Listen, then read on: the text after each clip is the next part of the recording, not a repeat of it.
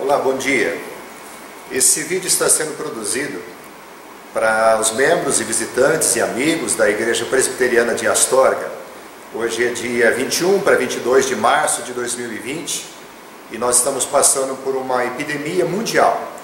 E as autoridades nos sugeriram que nós não nos reuníssemos mais no templo para evitar o risco de contaminação, o risco de transmissão do vírus. Nós estamos aderindo a essas orientações e por esse motivo nós não estamos com os nossos irmãos aqui reunidos. Como nós temos alguns trabalhos e algumas atividades na Igreja Presbiteriana de Astorga, como a escola dominical todos os domingos, 9 horas da manhã, nossa ideia foi produzir esse vídeo para que você, irmão da igreja, ou você, demais pessoas que queiram assistir esse vídeo, possam ser edificados pela palavra de Deus na forma de um estudo bíblico. E o estudo que nós imaginamos de poder fazer e de transmitir para vocês é um episódio muito conhecido do povo de Israel, quando eles estão narrados no livro de Êxodo, saindo do Egito, sendo libertados pelo próprio Deus, o Deus Todo-Poderoso, o Senhor dos céus e da terra. O texto que eu vou ler, ele se encontra em Êxodo, capítulo 12. Todo o capítulo 12, ou melhor, até o versículo 28 do capítulo 12 de Êxodo. Se você quiser acompanhar na sua Bíblia também, esse é o texto. Aqui narra a instituição da Páscoa. Há um detalhe que me lembro agora também, é que nós estamos prestes, nos próximos dias, a relembrar a Páscoa, a relembrar a crucificação e a ressurreição do nosso Senhor e Salvador Jesus Cristo. Tem também alguns comentaristas, algumas pessoas que fazem alguns comentários nas redes sociais, comentando a respeito desse isolamento que algumas pessoas têm feito, e todos, aliás, têm que estar nas suas casas, e há uma narrativa aqui nesse episódio, de que o povo hebreu foi orientado a permanecer nas suas casas. E algumas pessoas têm até citado esse evento, esse fato, acontecido e narrado na Bíblia, como sendo uma recomendação: fique nas suas casas. Mas eu queria que você refletisse, à luz da palavra de Deus, o que significou para o povo hebreu, povo de Israel naquela época, ficar nas suas casas e qual foi o processo em que isso tudo aconteceu. Diz assim o texto bíblico, Êxodo capítulo 12. Disse o Senhor a Moisés e a Arão na terra do Egito: este mês vos será o principal dos meses, será o primeiro mês do ano. Falai a toda a congregação de Israel, dizendo: aos 10 deste mês, cada um tomará para si um cordeiro, segundo a casa dos pais, um cordeiro para cada família. Mas, se a família for pequena para um cordeiro, então convidará ele o seu vizinho mais próximo, conforme o número das almas, conforme o que cada um puder comer. Por aí, calculareis quantos bastem para o cordeiro. O cordeiro será sem defeito, macho de 1 ano, podereis tomar um cordeiro ou um cabrito, e o guardareis até o 14º dia deste mês, e todo ajuntamento da congregação de Israel o imolará no crepúsculo da tarde. Tomarão do sangue e o porão em ambas as ombreiras e na verga da porta, nas casas em que o comerem. Naquela noite comerão a carne assada no fogo, com pães asmos e ervas amargas a comerão.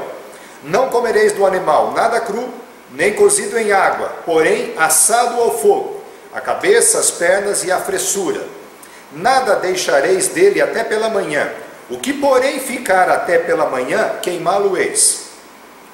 Desta maneira o comereis: lombos cingidos, sandálias nos pés e cajado na mão. Comê-lo-eis à pressa, é a Páscoa do Senhor. Porque naquela noite passarei pela terra do Egito, e ferirei na terra do Egito todos os primogênitos, desde os homens até os animais. Executarei juízo sobre todos os deuses do Egito. Eu sou o Senhor. O sangue vos será por sinal nas casas em que estiverdes. Quando eu vir o sangue, passarei por vós, e não haverá entre vós praga destruidora, quando eu ferir a terra do Egito. Este dia vos será por memorial, e o celebrareis como solenidade ao Senhor nas vossas gerações. O celebrareis por estatuto perpétuo. 7 dias comereis pães asmos. Logo ao primeiro dia tirareis o fermento das vossas casas, pois qualquer que comer coisa levedada, desde o primeiro dia até o 7º dia, essa pessoa será eliminada de Israel. Ao primeiro dia haverá para vós outros santa assembleia. Também ao 7º dia tereis santa assembleia. Nenhuma obra se fará nele, exceto no que diz respeito ao comer. Somente isso podereis fazer. Guardai, pois, a festa dos pães asmos, porque neste mesmo dia tirei as vossas hostes da terra do Egito. Portanto, guardareis este dia nas vossas gerações por estatuto perpétuo. Desde o dia 14 do primeiro mês à tarde, comereis pães asmos até a tarde do dia 21 do mesmo mês. Por 7 dias não se ache nenhum fermento em vossas casas, porque qualquer que comer pão levedado será eliminado da congregação de Israel, tanto o peregrino como o natural da terra. Nenhuma coisa levedada comereis, e em todas as vossas habitações comereis pães asmos. Chamou, pois, Moisés todos os anciãos de Israel e lhes disse: escolhei e tomai cordeiros segundo as vossas famílias e imolai a Páscoa. Tomai um molho de isopo, molhai-o no sangue que estiver na bacia e marcai a verga da porta e suas ombreiras e com o sangue que estiver na bacia. Nenhum de vós saia da porta da sua casa até pela manhã.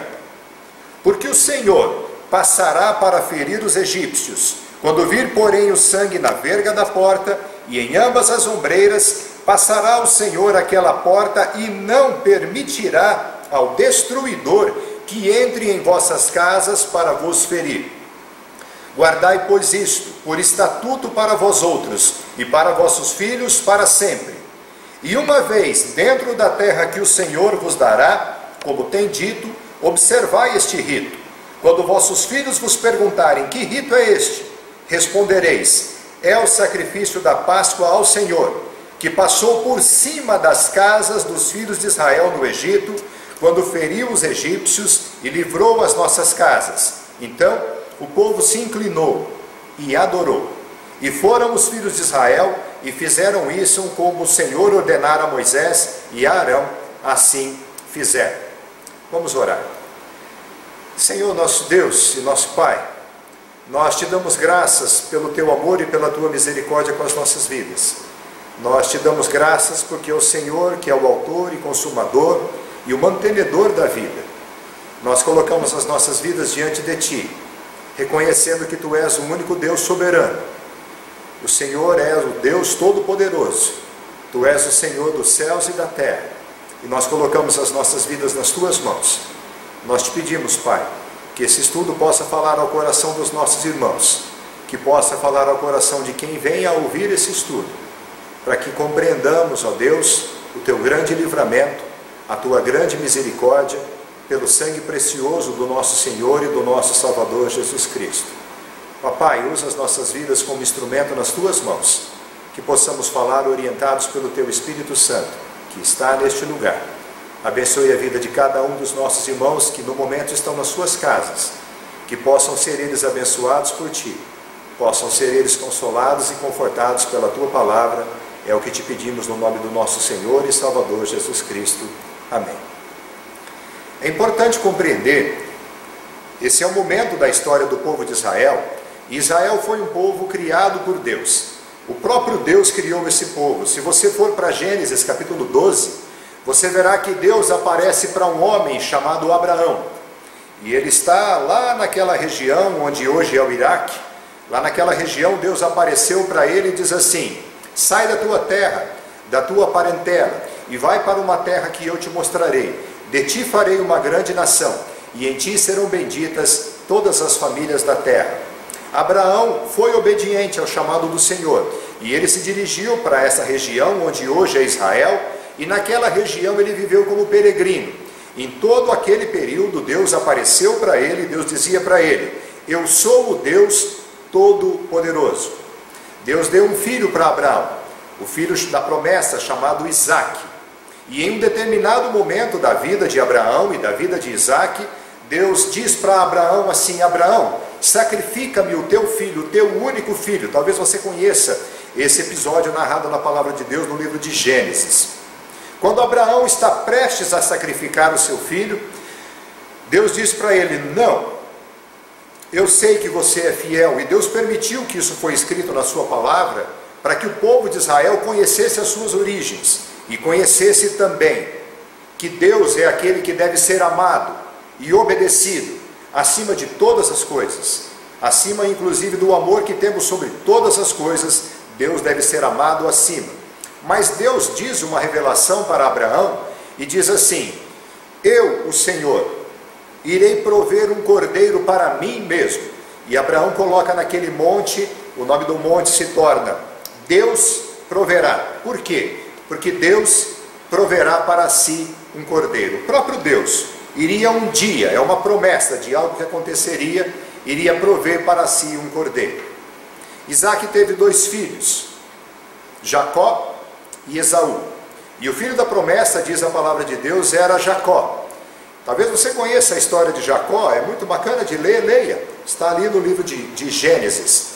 E Jacó, por querer a bênção que era direito do seu irmão, já que eram gêmeos, mas o irmão havia nascido primeiro, Jacó, ele faz uma artimanha, e a Bíblia não está ensinando você a fazer artimanha, está narrando o que aconteceu, de forma que Jacó recebe a bênção de Isaque, mas Esaú, seu irmão, quer matá-lo, e ele foge, e ele vai para uma região lá dos parentes de sua mãe.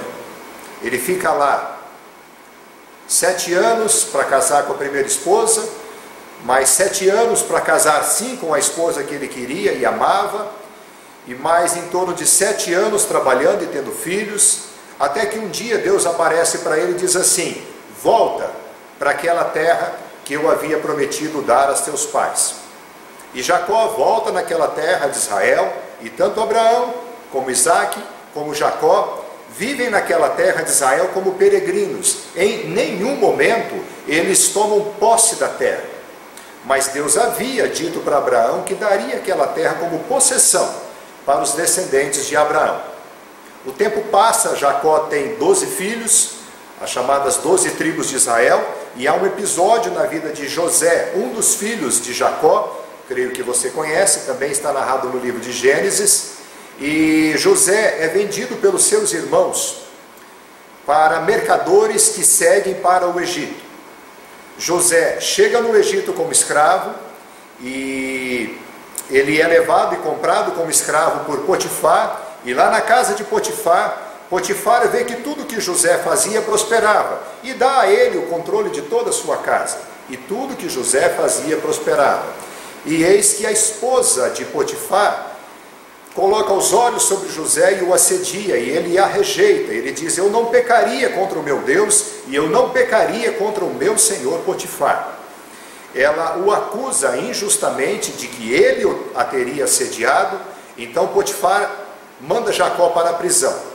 E quando Jacó está na prisão, ele está junto com um copeiro e um padeiro, e esses dois têm sonhos, e Deus havia dado uma habilidade para José de interpretar sonhos.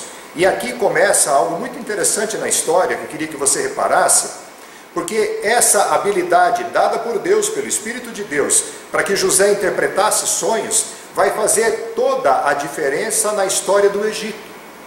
E quando José interpreta o sonho do copeiro e o sonho do padeiro, ele diz que o padeiro não viveria, mas que o copeiro voltaria à presença do faraó, e assim acontece. Quando o copeiro está prestes a sair da prisão, José diz para ele: fala com o faraó, fala com o rei a meu respeito, eu fui acusado injustamente, eu não assediei a mulher de Potifar.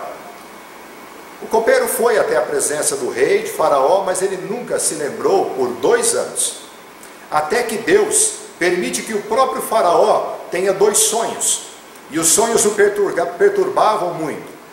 Feixes de trigo cheios, que devoravam 7 feixes, que devoravam feixes magros, ou, perdão, o contrário, feixes ruins, feios, que devoravam os feixes robustos. Também o sonho de vacas magras, 7 vacas magras, devorando 7 vacas gordas e permanecendo magras. E aquele sonho perturbava o faraó. E o faraó chama todos os seus encantadores para que dessem uma interpretação para aquele sonho.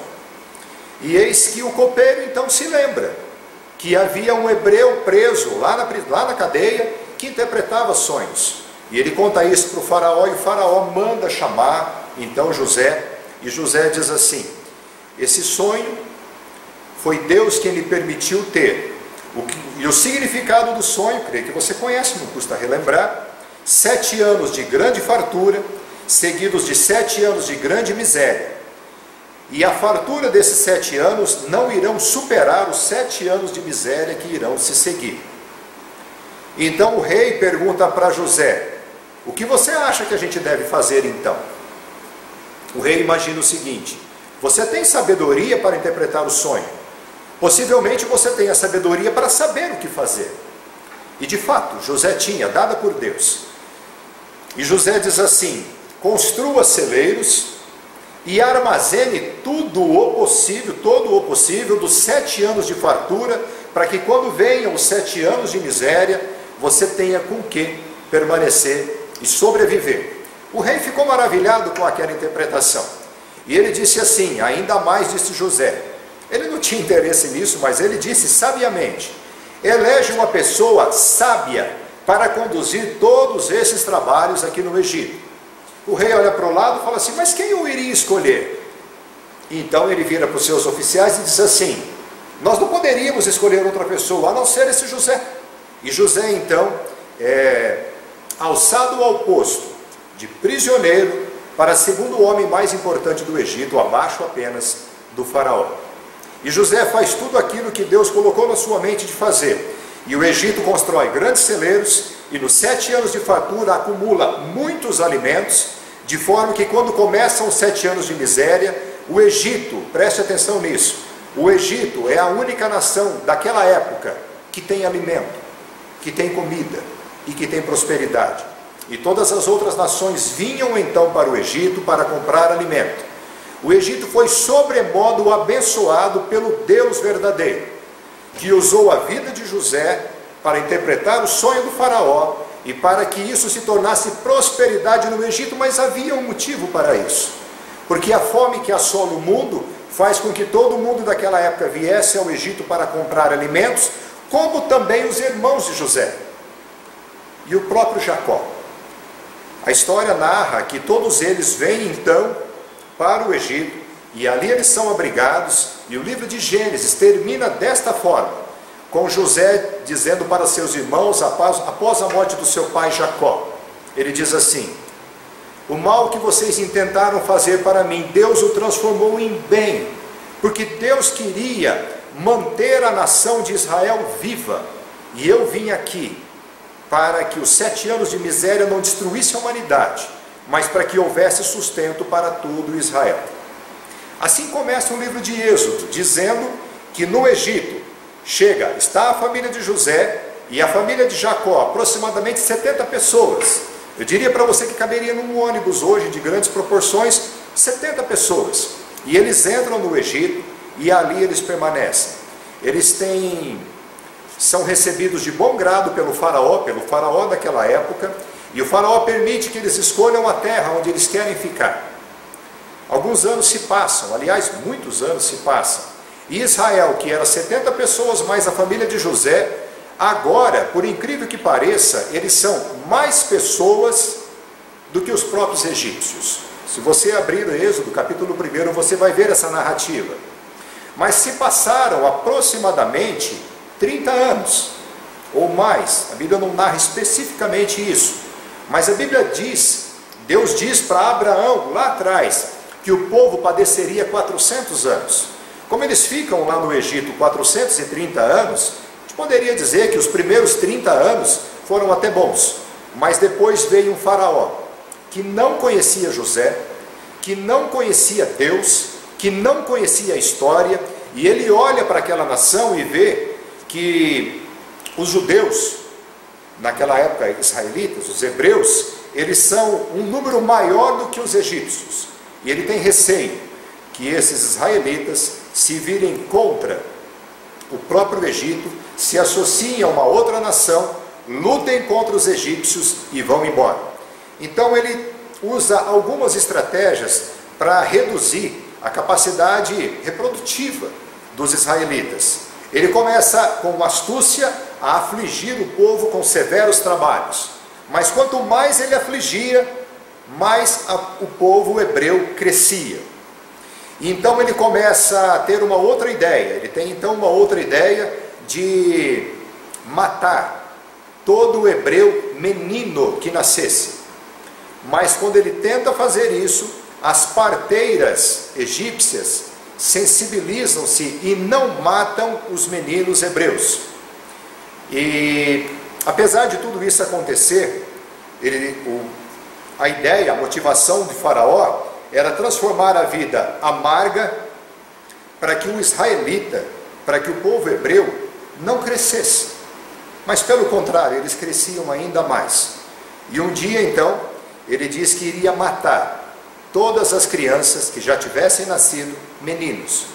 E quando ele começa com esse intento, nasce uma criança chamada Moisés, e a mãe, sabendo que o menino estava crescendo e ele seria percebido por Faraó, ela tem a decisão dura de colocá-lo num cesto e soltá-lo no rio Nilo. E quando ela vai fazer isso, a irmã de Moisés o leva no cesto, o coloca no rio e fica observando o que vai acontecer. Mas por providência de Deus, esse cesto vai na direção da filha do Faraó, que se banhava naquela época. Providência de Deus. E ela pega, ela vê a criança, ela vê que é uma criança bonita, e ela vê então que é um menino hebreu, ela reconhece pela aparência. E aí a irmã de Moisés já se aproxima e diz assim: por acaso você não quer que eu peça para uma mulher hebreia o criar? E ela diz sim, boa ideia. E veja o que acontece por providência de Deus. Deus levanta uma criança que vai se chamar Moisés, e ele vai ser poupado da destruição e da morte tramada pelo Faraó naquela época, e ele vai ser criado no próprio palácio do Faraó.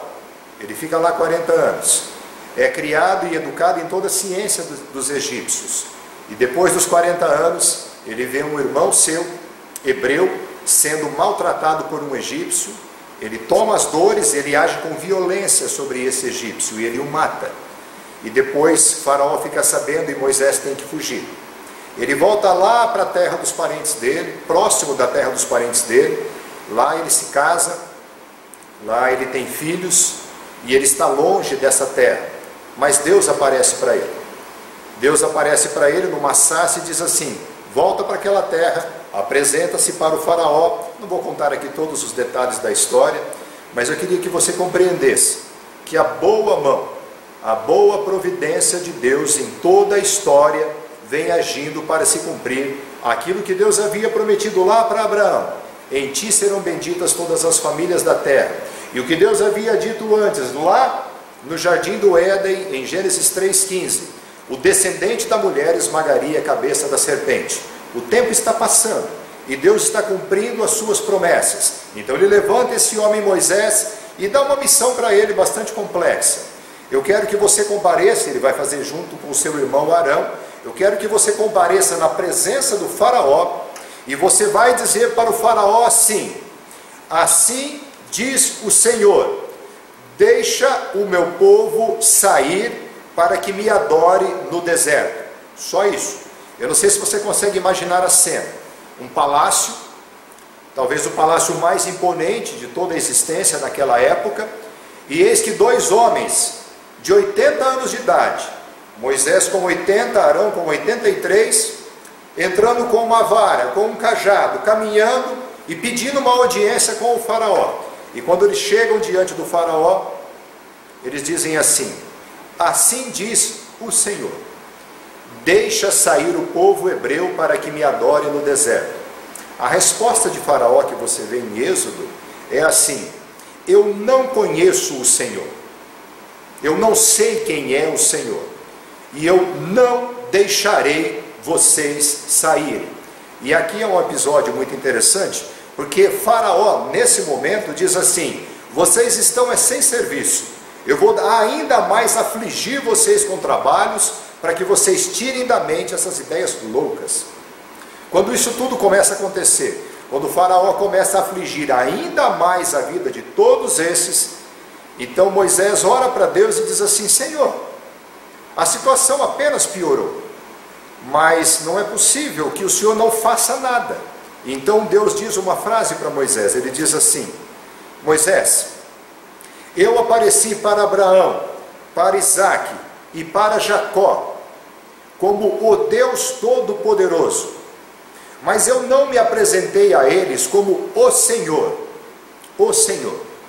E isso eu farei agora, para que se saiba que toda a terra é minha. Os eventos que se sucedem a partir disso, Deus permite que Moisés vá então ao Faraó e faça um sinal com uma vara que se transformava em serpente. O Faraó não dá bola. Depois começam as primeiras 9 pragas, creio que você já ouviu falar sobre elas. A primeira praga, as águas se tornam em sangue. Repare que a primeira praga começa com sangue, a vara de Arão é tocada nas águas e elas se tornam em sangue. A segunda praga são as rãs, a terceira praga são os piolhos, a quarta praga as moscas, a quinta praga a peste dos animais, a sétima praga chuva de pedras, a oitava praga gafanhotos e a nona praga trevas. Várias dessas pragas Deus permite e diz ao Faraó assim: Faraó, repare, o povo de Israel não está sendo afligido por essa praga, é só você, é só o seu povo. E quando chega a 10ª praga, Deus diz assim para Moisés: ainda uma praga mandarei sobre o Egito e depois Faraó deixará vocês saírem. A 10ª praga, ela consistia na morte dos primogênitos. E o texto que foi lido, ele explica o que Deus pede para o povo de Israel fazer para que quando Deus mandasse essa praga eles fossem poupados. Esse é o significado do texto. Eu sei que essa introdução é um tanto longa, mas é importante você conhecer em que momento da história essas coisas estão acontecendo, porque isso não acontece por um outro motivo, a não ser para demonstrar o juízo de Deus sobre aqueles que idolatram outros deuses, aqueles que rejeitam o Deus verdadeiro, e o próprio Egito, que 430 anos antes havia experimentado um grande milagre, uma grande intervenção de Deus na história do Egito, e Deus mostrou que Ele era o Deus Todo-Poderoso. Então Ele mostra para José a interpretação de um sonho. O Egito fica próspero, mas alguns anos se passam e eles se esquecem completamente daquilo que Deus havia feito. Agora era a vez de voltar o juízo sobre o Egito.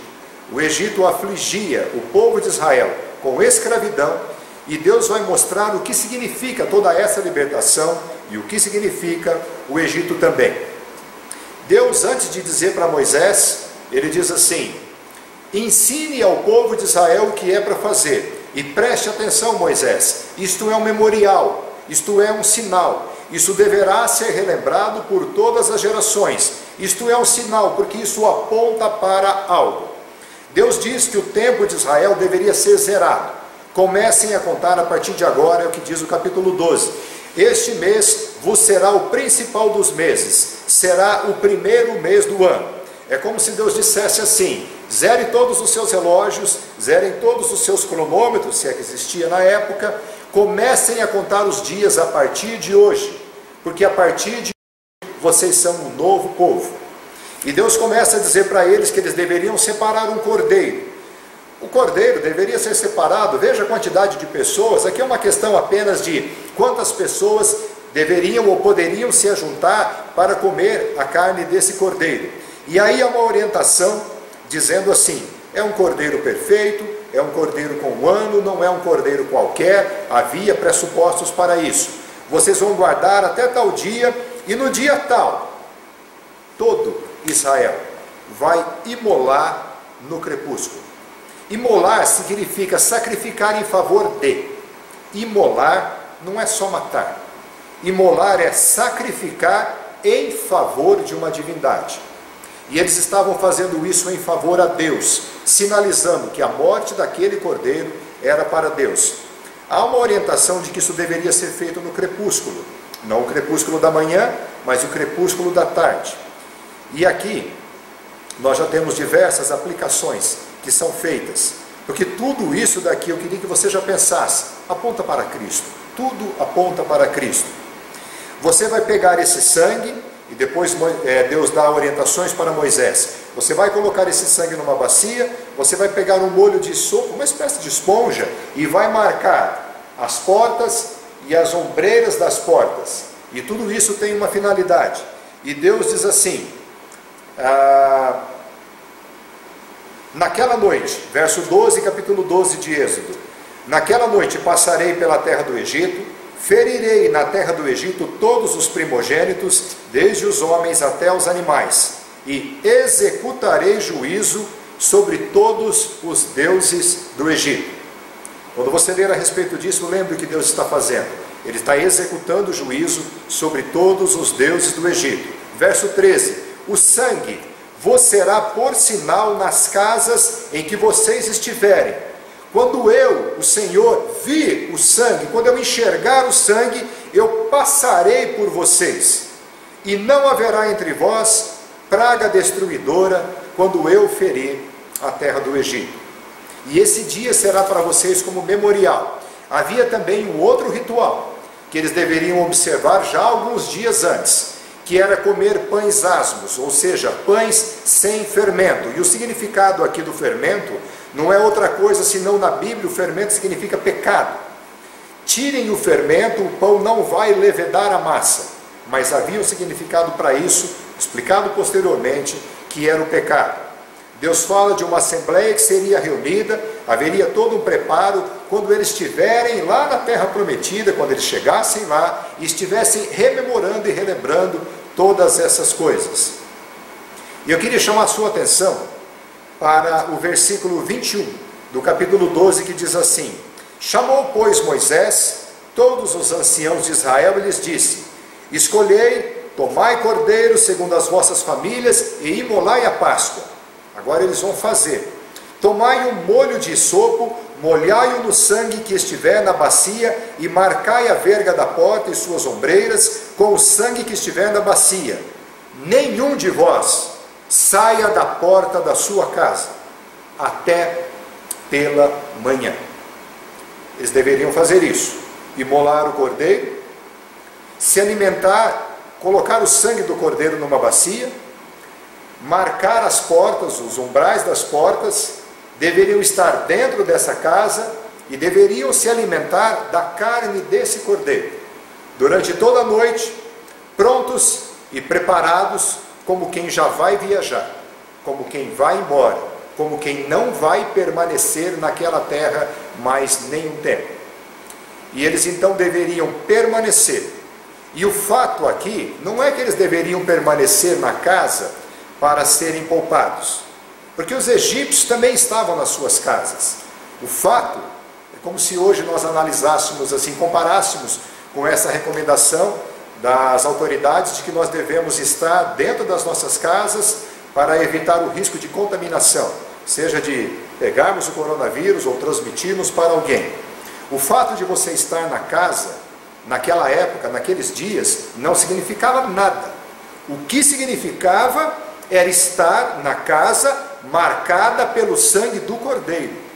E Deus está mostrando para eles não um ritual. Deus está mostrando para eles não uma simpatia.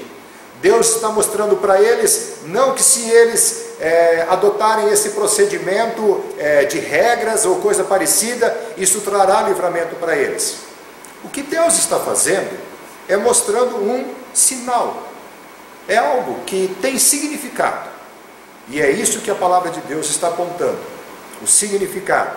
Permaneçam nas suas casas até pela manhã. Tinha uma data específica para isso. E o texto continua dizendo: porque o Senhor passará para ferir os egípcios. Quando vir, porém, o sangue na verga da porta e em ambas as ombreiras, passará o Senhor naquela porta, e não permitirá ao destruidor que entre em vossas casas, para vos ferir. Eu queria citar para você um episódio, que depois que o povo de Israel sai do Egito, e ele vai sair depois dessa praga, e quando eles estão caminhando no deserto, Deus aparece para eles num lugar onde havia águas amargas. Deus adocica aquelas águas, leva no lugar onde havia 12 fontes e 70 palmeiras, e ele diz para aquele povo assim: se vocês observarem os meus mandamentos, observarem os meus estatutos e os meus juízos, eu não trarei sobre vocês as enfermidades que eu trouxe sobre o Egito. O que acontece é isso: o povo de Israel obedece, pega o cordeiro, imola o cordeiro no crepúsculo da tarde, na data mandada por Deus. Eles pegam o sangue, colocam em uma bacia, marcam as ombreiras e a verga das portas, entram nas casas, assam o cordeiro, se alimentam dele e esperam até o dia seguinte. Eles não sabem o que está acontecendo, e eles não sabem o que vai acontecer. Eles não sabem que no dia seguinte, quando amanheceu, o Egito todo era pranto, o Egito todo era choro, porque o próprio primogênito do faraó havia morrido, e o primogênito de todas as casas dos egípcios havia morrido. Eu queria que você compreendesse algo muito sério, que a palavra de Deus aponta, que é o juízo de Deus, a justiça de Deus, contra pecadores, como eu e você. Pessoas que se voltam contra Deus, pessoas que em si mesmo não têm nenhuma virtude, pessoas que imaginam que são especiais, mas a palavra de Deus diz assim: pense a respeito de você o que você é. E eu gostaria que nós pensássemos muito nisso, porque o texto é muito claro em dizer que o que poupou a vida daqueles hebreus não foi o fato deles estarem dentro de uma casa, e ouça, não foi nem o fato deles serem hebreus. O que os livrou foi o fato de haver um sangue marcado na porta da casa. É como se você já imaginasse e colocasse uma aplicação para isso, dizendo assim: quem está debaixo deste sangue não sofrerá o juízo de Deus. A palavra de Deus narra, à medida que as revelações são anunciadas e apresentadas por Deus, narra pelo profeta Isaías, no capítulo 53, o quanto haveria de sofrer o Messias, aquele que seria enviado, aquele que um dia tomaria forma, aquele Deus que um dia desceria dos céus, tomaria a forma humana, e em obediência ao Pai, ele seria obediente até a morte, e morte de cruz. Esse é Jesus. Foi ele quem fez tudo isso. Um dia, na história, ele veio e cumpriu tudo aquilo que Deus havia revelado. Lá, no Gênesis, no Jardim do Éden, quando Deus diz que o descendente da mulher esmagaria a cabeça da serpente, quando se cumpriu na vida de Abraão aquilo que todas as famílias da terra seriam benditos na descendência de Abraão, se cumpriu aquilo que o cordeiro, apontado em Êxodo, na primeira festa da Páscoa, na primeira celebração, na 10ª praga, quando a morte de um cordeiro e o seu sangue livraria da condenação e da ação do destruidor um povo hebreu que estivesse coberto por esse sangue. Muitas revelações da palavra de Deus foram dadas até que um dia Cristo encarnasse, até que um dia Cristo viesse a esse mundo, até que ele vivesse e morresse pelos nossos pecados.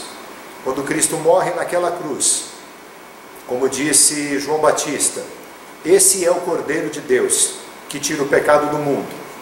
Esse é aquele Cordeiro que Deus disse para Abraão, dizendo assim um dia: eu proverei um Cordeiro para mim mesmo. O próprio Deus é quem fez isso. E hoje, depois desse Cristo ter transformado tudo isso que era sombra em fatos, em atitudes, tendo nos amado, e morrido pelos nossos pecados. Ele morre naquela cruz e derrama o seu sangue, para que se você e eu estivermos debaixo desse sangue, sobre nós não virá o juízo de Deus, o destruidor, que um dia virá sobre todo aquele que não crê no Senhor Jesus. A gente vive numa época bastante complexa. O mundo se tornou absurdamente globalizado. E você tem um smartphone ou um acesso à internet e você fica sabendo tudo aquilo que acontece no mundo. E nós estamos passando por uma experiência, talvez pela qual nós não passamos, nenhum daqueles da nossa geração. Quando nós vemos uma enfermidade começando lá do outro lado do mundo, e por descuido das autoridades, ou por qualquer outro motivo, esse vírus se espalhou e foi matando, contaminando pessoas, matando tanta gente, foi se espalhando por todo o mundo, e você acompanhando em tempo real pelo seu celular, pelas suas notícias, você vendo notícias falsas, notícias verdadeiras, e você vendo de forma que você consegue acessar agora e saber quantas pessoas foram contaminadas no mundo, de que se tem relatório, quantas pessoas morreram sobre isso. E não é verdade que tantas coisas na nossa vida deixaram de ter significado? Parece que de uma hora para outra o nosso mundo virou de cabeça para baixo. E as expectativas que você tinha para um final de semana, as expectativas que você tinha para a sua vida, os planos que você tinha de fazer, de comprar e de vender, de ter sucesso, de ser bem sucedido, de fazer uma viagem, de conhecer o mundo, parece que você perde o chão, pelo menos nesse momento.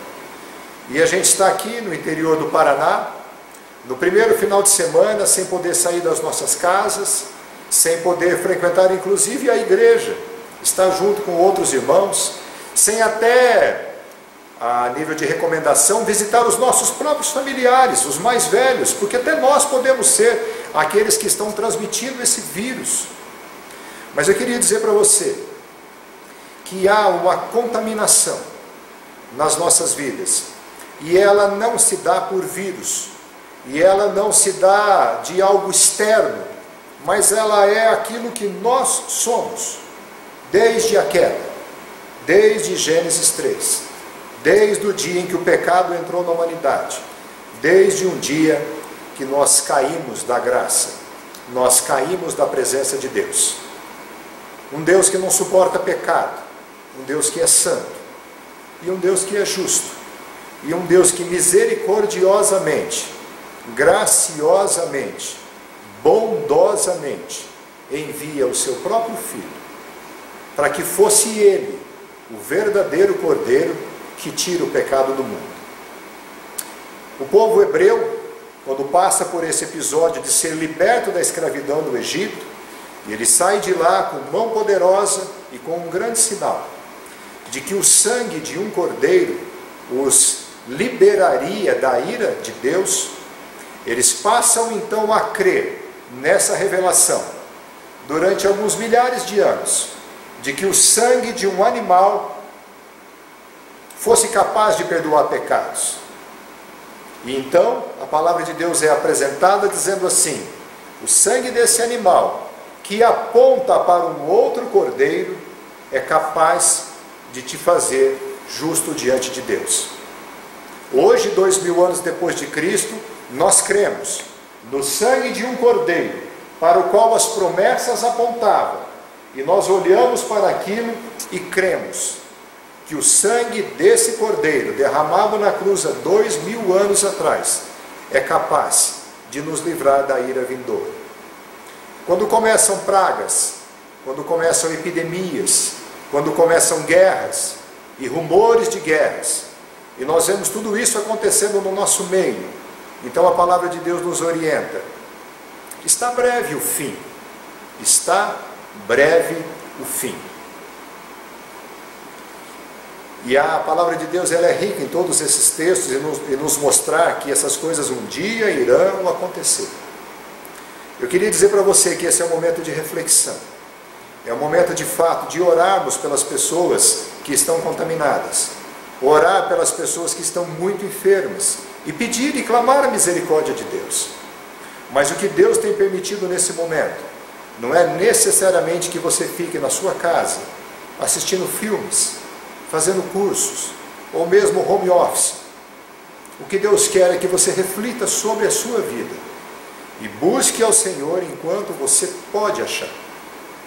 Um dia, essa palavra foi revelada para nos mostrar que o Filho de Deus, Ele morreu pelos nossos pecados e você precisa crer.